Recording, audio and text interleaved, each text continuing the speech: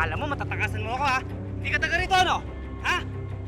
Eh, gusto ko lang naman po makita ang kapatid ko at saka nanay ko eh. Halika, sumama ka sa akin. Bitawan niyo po ako! Huwag kang malikot.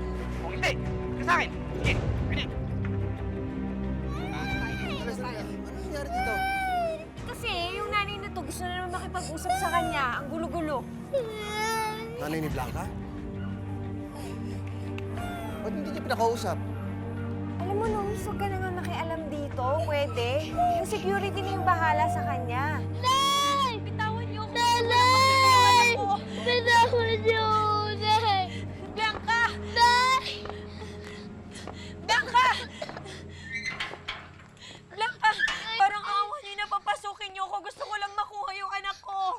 Mabuti pa, umalis ka na bago ka pa ipapulis ng mga kasama ko. Sige na. Hindi ako aalis dito. Papasukin niyo ako. Nay, ano pong nangyayari? Hoy, tumigil ka dyan. Baka kalubosan ka namin. Papasukin niyo ako. Paano hindi magagalit yun? Hindi niya pinakausap ang anak niya.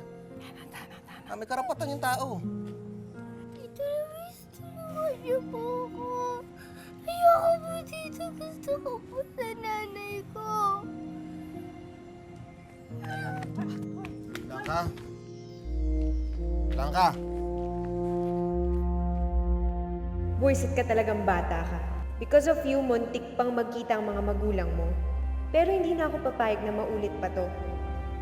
Kailangan mawala ka na sa landas ni Luis.